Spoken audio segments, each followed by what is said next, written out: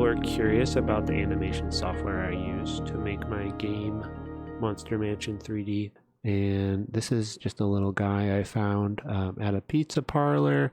But he looks a lot like the mascot to Animation Master, named Tom.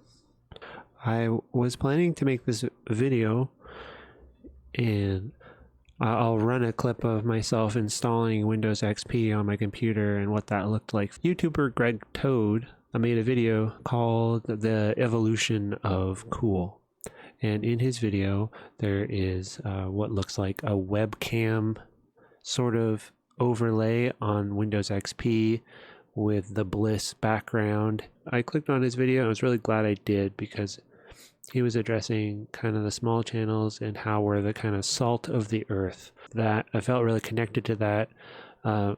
Greg is a cool guy. Greg Toad is a cool guy. And I think he's going to go far. Whatever he decides to do is going to be amazing.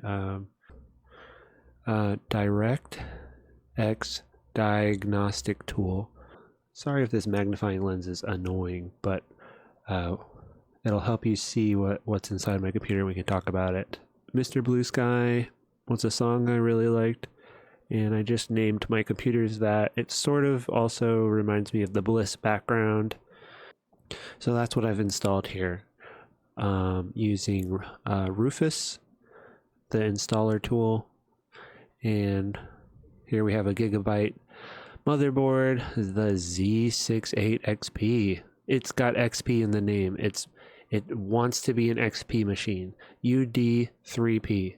So this motherboard I've had in my Cooler Master computer case since 2010. So this is my old computer, which I just installed Windows XP on. And you can see the processor, the i7,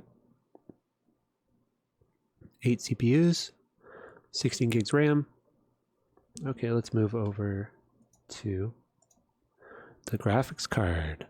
NVIDIA GeForce GTX 550 Ti. I've dug it out of my my tech pile, and it runs Windows XP because the drivers talk to the 64-bit Windows XP. And I've got my display plugged in, which is a Panasonic 2010 plasma screen. Windows XP uses obsolete tech. This is my first ever webcam that I bought from Best Buy in like 2005, and it's this Dynex brand thing that will not work on modern computers at all. You have to have XP. Ooh, we're looking vintage. We're looking classic Photoshop special effects. Bubble camera. Oh, I like this one. It makes me look cool. Some clowning around. My friend used to do this with a camera. They sent me old photos on their Nokia with just 2 fingers. It looks like a butt. We got other special effects here. Jungle World. I'm in a computer. Boom, headshot. Top 10 persons of the world. These would make great thumbnail images. Get a look at my crooked teeth. It's just this really shitty camera. So it was fun setting it up again and finding the old drivers. I'm sort of a pack rat when it comes to software. So I still had the software, and in a video explaining it. Let me show you this video.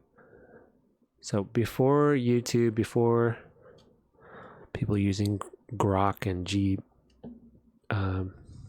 whatever Google's AI is called, you had these tutorials where people would just do screen caps, capture their oh no, this guy took their digital camera and they took pictures of their monitor and they explained how to install the web camera.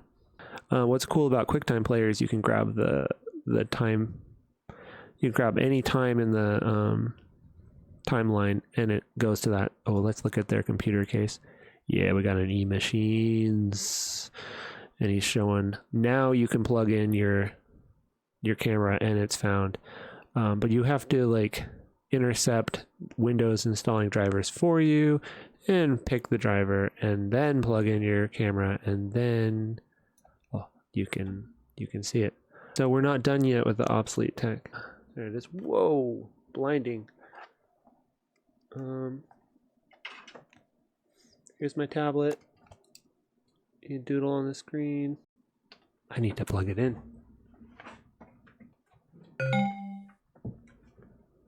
When I was a teenager, someone handed me a CD.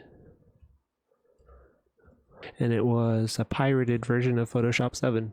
Do you guys remember that? A YouTube channel, You Suck at Photoshop? So I'll show you kind of how I made my background. All right. And then the harder I press, the more it kind of holds on to this image.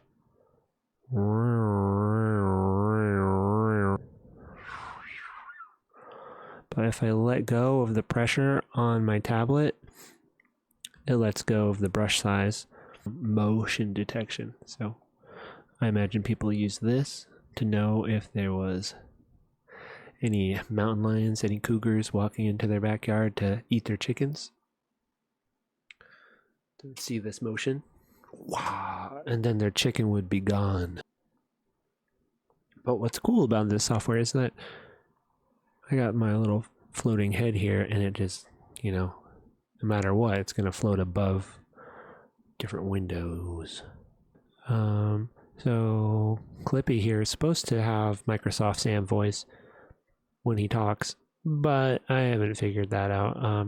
There's this thing called True Voice, and there's some sort of driver. Oftentimes with Windows XP, drivers are very fussy. One of the things that I'm planning to do, and have not done yet, which is just trying to install Interstate 76 on this computer and see if it wants to behave, because it's a really period sensitive piece of software. Video game. XP is a pain. That's one of my notes. But it is funny.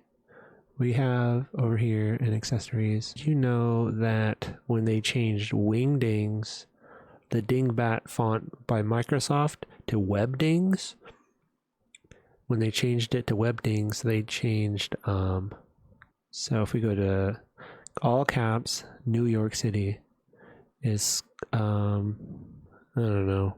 There was some secret message about blowing up New York City when you type NYC. So when they changed it to Webdings, they got rid of the skulls and the bombs and stuff. So if you want to be really metal, use Wingdings, because we got skulls and bombs and little drug references and stuff, and religions and scissors. Come on. I was messing around with this screensaver. Pretty cool, huh? It's blue. You got one choice, blue. You can do green. You got Aereo silver, green. And I think I used to use the silver theme. Silver theme. All right, and then for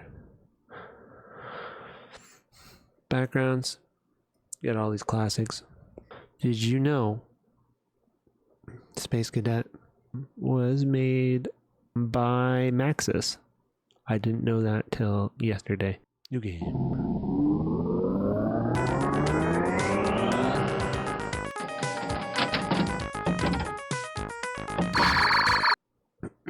There's a game that was marketed as a 3D game, but it's all pre-rendered 3D, so you can't move the camera around.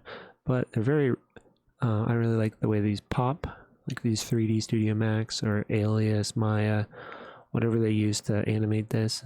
These little poppy, these little Fong shaded bubbles. It's a very 3D feeling game, except this cartoon guy over here, which is fine. He's cartoon. I wonder what it'd be like to actually make this guy. So Clippy is this thing in XP called a Microsoft agent or a helper. He's known as an agent. This function within inside of XP, which is a little helper, but he's not connected to the internet and doesn't steal your data. Anyways, I thought it'd be cool to make our own agent, which you can make your own agent, and there's these sort of web rings of people making agents. Even to this day, Bonsai Buddy style agents for Windows XP or modern Windows operating systems with the right software.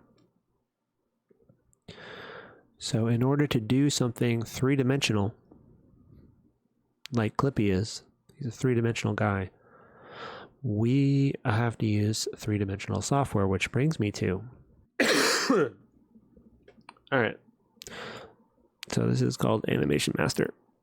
So here's what I was thinking. What if we made Max's character Space Cadet from 3D Pinball as an actual 3D character? It might take me a while, and then I'm going to edit it down so it's going to be entertaining and informative to watch.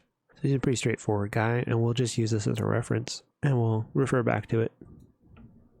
So first thing we're going to do is we're going to make a model, and I think I'm just going to switch to a mouse because that's going to be a little more familiar. You can see part of the silhouette of a person, like the head and the shoulder, and I'm going to press the key L, and we'll see what that does. I press L, and then you have what looks like a pawn in a game of chess, and we'll just kind of observe how the CPU handles what I'm doing. And it looks like it's leaning on the fourth core of my CPU. See that bar going up, scraping the ceiling? Well, I can tell you it's not using my graphics card. And I'm going to also look at the side of my screen here. We're going to say Space Cadet is 5 feet tall. So that's about right here. We're going to do a silhouette of Space Cadet. And this is kind of a two-dimensional concept. And we're just focusing on his torso and his head. I'm going to shrink up his body a little bit. We're going to still keep him around 5 feet tall, but we got to leave room for his little, I'm going to make them little legs. And the way this software works, it's not polygons, it's curves and patches. It's like flying an alien spaceship. If you've done it yourself, it makes sense. So all I can say is it's like basket weaving and modeling clay at the same time. So we're going to press the letter L and take a look at this lathe. If we drop it into a scene and see it with a shadow and sky, now that's what we're talking about. We can give it a purpley color. And I'm going to lighten up the simulation by just deleting half of it. We have cut the object in half, but it's still grabbing the backside. So I'm going to snip all the way down, because what I'm going to do is I'm going to focus on modeling legs, arms, hands, and then I'm going to copy all the work I did in a mirror. I'm going to cut where there would be an armhole. And I'm pressing A to add control points. And notice with that, when I click along splines, these are called splines, or splines. They kind of snap together and make paths. And it's kind of obvious that there's a road here. And it takes a corner. But it has nothing to do with the spline path that's going the opposite, going cross-sectioning it. So there's these roads where objects meet and cross, but you have to be careful what does what. I'm going to delete the center cross-section, and I'm going to snip these splines by pressing K. Snip, snip. Oh, and I better save it because this program loves to crash.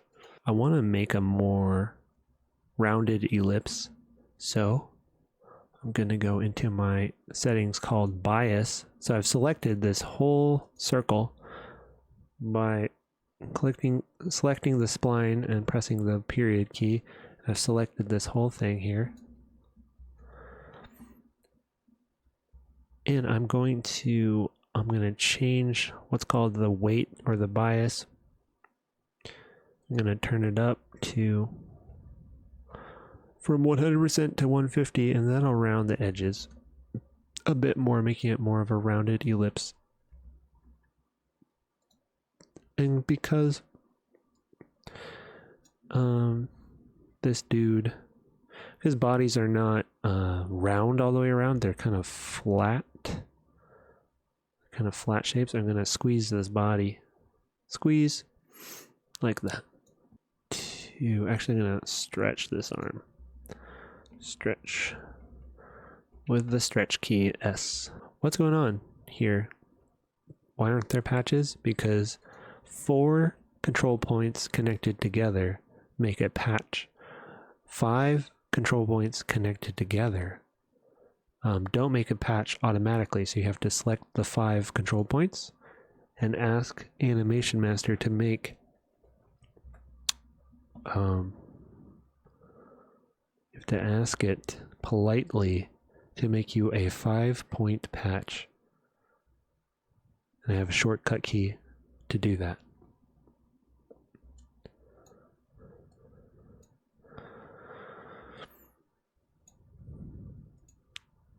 So I make my shortcut key for a 5-point patch is the number 5 on my keyboard. And you have to click and drag over these control points. If you click them and hold down Shift individually, click on them, it won't work. You have to click and drag while holding down Shift, and that drag box is important. There it is. I will say that that is maybe the most annoying part of this program as far as when you're trying to understand how to make a model for the first time.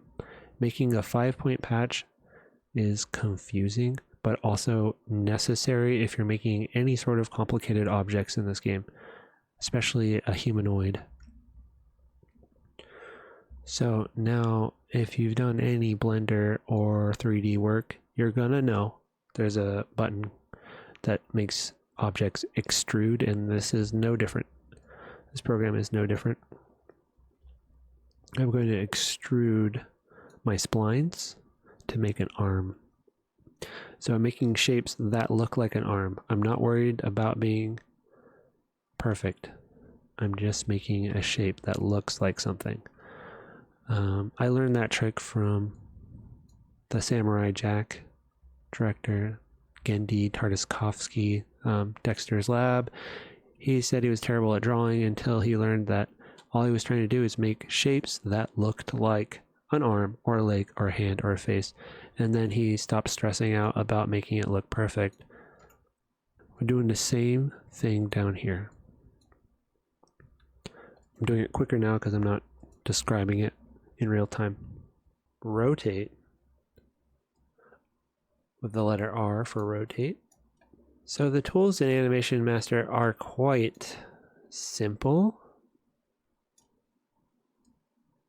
and should be treated as such. You're not trying to do anything too complicated here. There aren't very many buttons, but that's what makes this tool shine. Is when I was a teenager and I used this program for the first time, I actually made stuff because, well, it wasn't a pain in the butt to make anything. When I used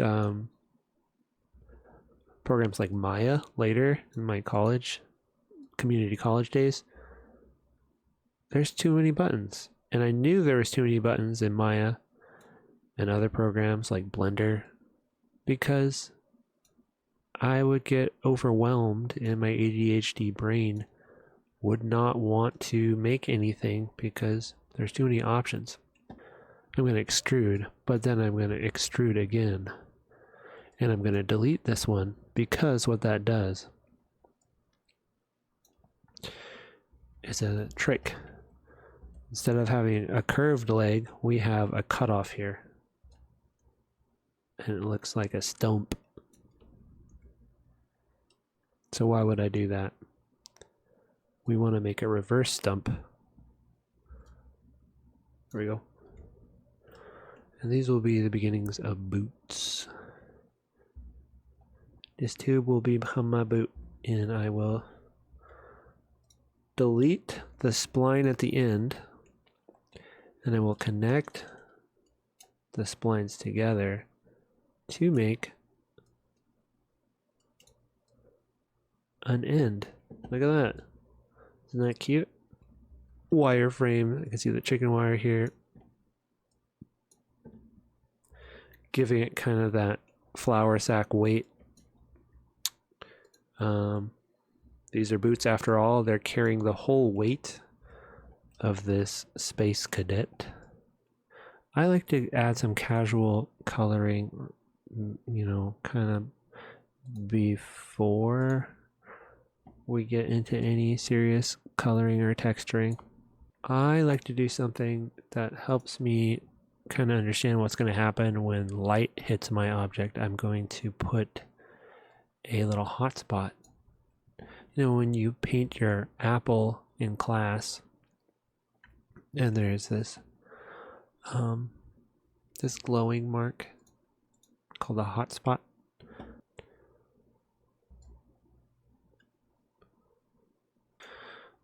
We're gonna do a simple goofy face with splines. He's got a bit of a normal cartoony nose, so we'll do a normal cartoony nose. And a normal cartoony smile. Making a face starts with eyes, nose, and mouth, the kind of orifices. And you have to start on a two-dimensional plane. Where's the eyes? Where's the nose? Where's the mouth? And then you wrap these splines around them that are going to be pushed in and out to make the three-dimensional shape. I'm kind of respecting the way these curves naturally happen and trying to get my shapes according to sacred geometry, not forcing any kind of agenda, just kind of working with the splines to make mathematically satisfying shapes, if that makes any sense at all. And there's a certain order I connect to these wires, because sometimes when you connect them, they make a road, and sometimes when you connect them, they make a cross T. Then I'm going to hit backslash, select the whole, anything connected to it, and I'm going to say flip and copy and attach. I'm going to grab this ring here.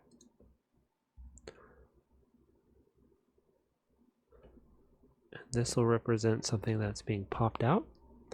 And then I'm going to grab already just by grabbing that one ring and popping it out, we have something starting to appear. And my magnet tool grabs influence over multiple control points in a radius. So we're going to kind of cheat, not cheat, but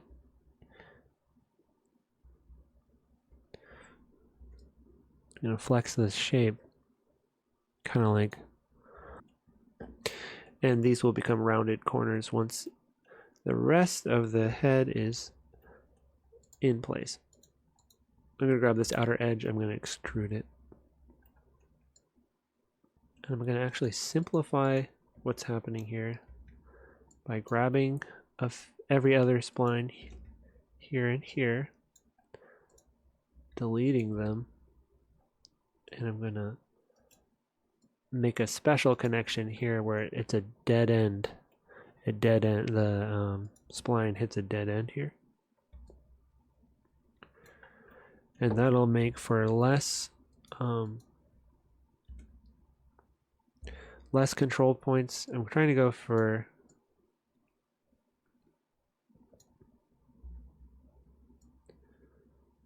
minimal. I would definitely say this is a learning by doing experience, just like anything else.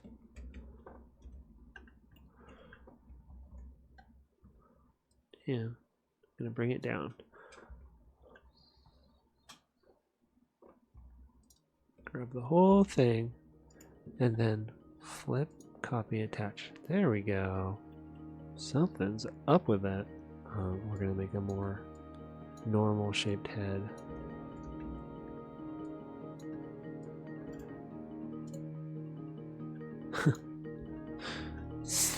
Got a wide head.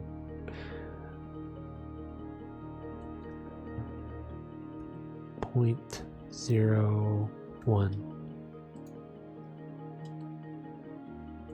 Ah.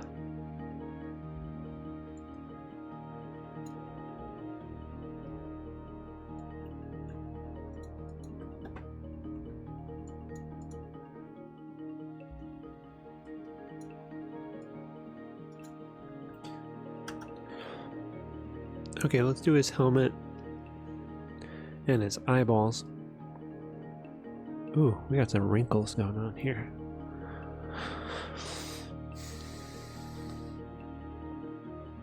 To make an eye, I have a method. I'm just trying to get a rounded shape, and then I hit L for lathe.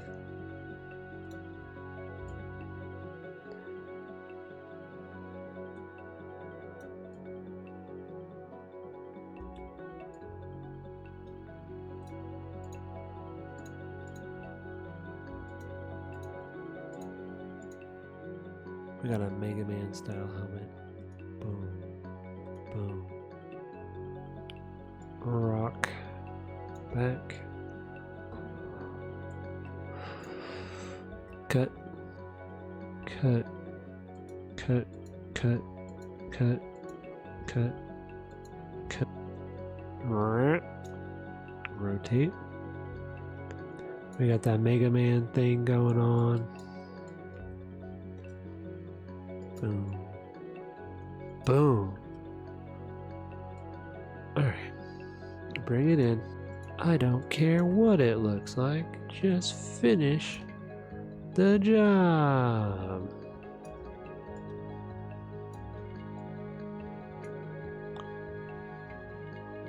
Rotate. I guess if we're doing Microsoft Agent, it's gotta be kind of bulbous. I do say that, given how much time I've really given to this, we've got pretty far along, probably far enough to call it as a demonstration of this software. And open my camera up, and let's do an outer space scene.